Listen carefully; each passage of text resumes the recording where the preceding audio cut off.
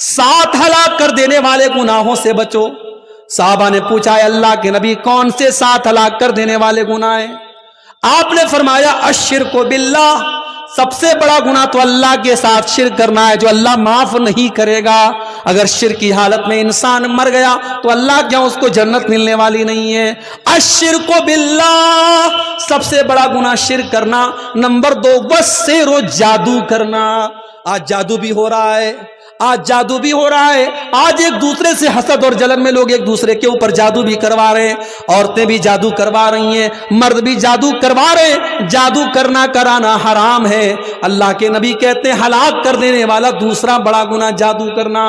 تیسرا گناہ وقتل النفس التي حرم اللہ الا بالحق، اور کسی نردوش کی ہتیا کرنا، کسی بے گناہ کا قتل کرنا، کسی بے گناہ کو قتل کر دینا اور کسی بے گناہ کو مار ڈالنا، یہ تیسرا بڑا گناہ ہے۔ نمبر 4 وَأَكْلُ الرِّبَا، سود کھانا، بیاج کھانا، انٹرسٹ کھانا، اور انٹرسٹ پر لوگوں کو قرضہ دینا۔ 1 لاکھ دے کر کے 1,02,000 لینا، 1,05,000 لینا۔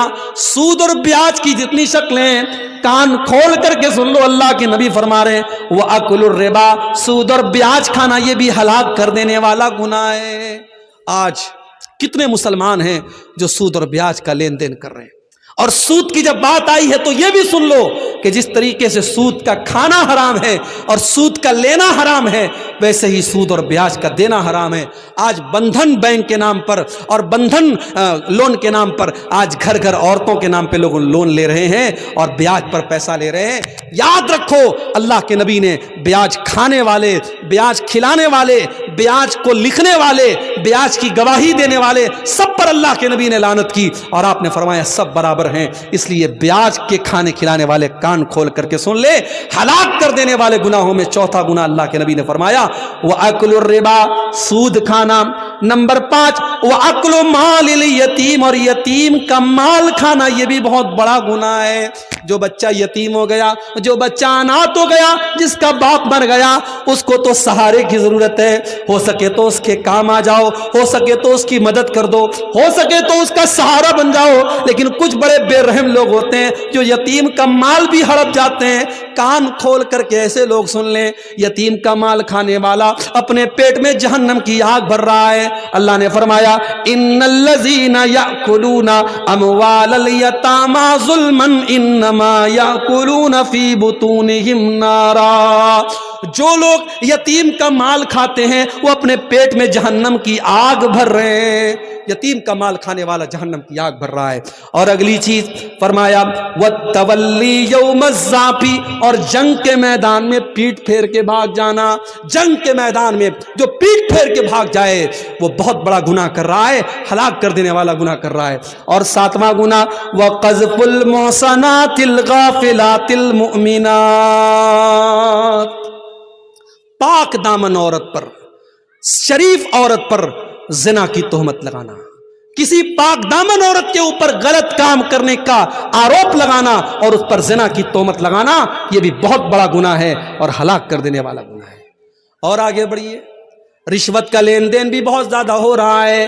رشوت لینے والا اور رشوت دینے والا دونوں پر اللہ کے نبی لعنت فرماتے ہیں۔ فرمایا لعن اللہ الراشی والمرتشی، رشوت لینے والے کے اوپر بھی اللہ کی لعنت ہو اور رشوت دینے والے کے اوپر بھی اللہ کی لعنت ہو۔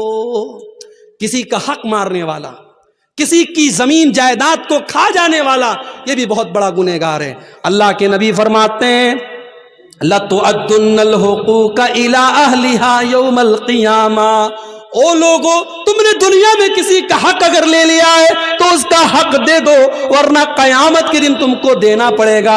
حَتَّى يُقَادَ لِلشَّاةِ الْجَلْحَاءِ مِنَ الشَّاةِ الْقَرْنَاءِ، یہاں تک کہ اگر سینگ دار بکری نے بغیر سینگ والی بکری کے اوپر ظلم کیا ہے، اگر سینگ والی بکری نے بغیر سینگ والی بکری کو مارا ہے تو قیامت کے دن اس بکری سے بھی قصاص لیا جائے گا۔ کسی کی زمین اور جائیداد کو اگر ہڑپ لیا کسی نے تو اللہ کے نبی فرماتے ہیں انما اقطع له قطعة من النار، کسی کی زمین و جائیداد کو ہڑپنے والا اور ناجائز قبضہ کرنے والا وہ جہنم کی آگ کا ٹکڑا لے رہا ہے۔ وہ یہ نہ سمجھے میں زمین لے رہا ہوں، میں جائیداد لے رہا ہوں، میں پراپرٹی لے رہا ہوں، وہ جہنم کی آگ کا ٹکڑا لے رہا ہے۔ اسی طریقے سے شراب پینے والا، جو شراب پیتا ہے، اور جب شراب کی بات آئی ہے تو کان کھول کر کے سن لیجئے، جتنی چیزوں کے اندر نشہ ہے، چاہے وہ سگریٹ کی شکل میں ہو، چاہے وہ گٹکے کی شکل میں ہو، چاہے وہ تمباکو کی شکل میں ہو، نشہ اور جتنی بھی چیزیں ہیں، جتنی چیزوں کے اندر نشہ ہے وہ تمام کی تمام چیزیں حرام ہیں۔ اللہ کے نبی نے شراب کا بھی نام لیا، لیکن اللہ کے نبی نے دوسری حدیث میں فرمایا ما اسکر کثیرہ فقلیلہ حرام، جو چیز زیادہ کھانے سے نشہ ہوتا ہے وہ تھوڑا سا کھانا بھی حرام ہے۔ اور دوسری حدیث میں اللہ کے نبی نے فرمایا کل مسکر خمر، ہر نشہ والی چیز شراب ہے۔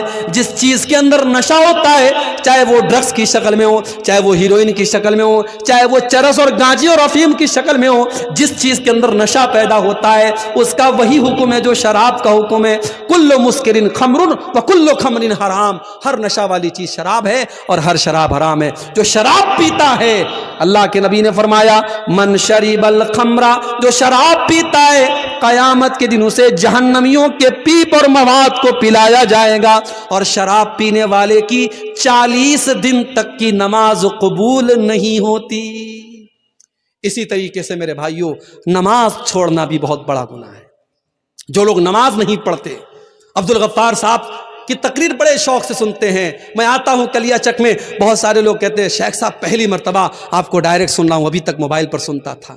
بڑی محبت کرتے ہیں آپ، بڑے شوق سے علماء کی تقریروں کو سن رہے ہیں، مگر پتہ چلا کہ نماز کی پابندی نہیں کرتے ہیں۔ میرے بھائی، یہ علماء کی محبت آپ کو کام نہ دے گی، یہ یوٹیوب پر 3 گھنٹے تقریریں سننا آپ کو کام نہ دے گا اگر آپ نے نماز کی پابندی نہ کی۔ اس لیے کہ نماز چھوڑنے والا، نماز کو برباد کرنے والا اور نماز میں لاپرواہی کرنے والا کون ہے؟ اللہ نے فرمایا قرآن کے 16ویں پارے میں فَخَلَفَ مِن بَعْدِهِمْ خَلْفٌ أَضَاعُوا الصَّلَاةَ وَاتَّبَعُوا الشَّهَوَاتِ فَسَوْفَ يَلْقَوْنَ غَيًّا۔ نماز کو برباد کرنے والے وہ لوگ ہیں جو نالائق لوگ ہیں، جہنم میں جانے والے لوگ ہیں، وہ نماز کو برباد کرتے ہیں۔ میرے بھائی، جس نبی سے ہم محبت کرتے ہیں، جس نبی کا ہم کلمہ پڑھتے ہیں، اس نبی کو نماز سے بڑی محبت تھی۔ اللہ کے نبی جب ٹینشن میں ہوتے تھے حضرت بلال سے کہتے تھے یا بلال ارحنا بالصلاۃ، اے بلال جلدی سے اذان دے دو اور نماز کے ذریعے ہمارے دل کو سکون پہنچاؤ۔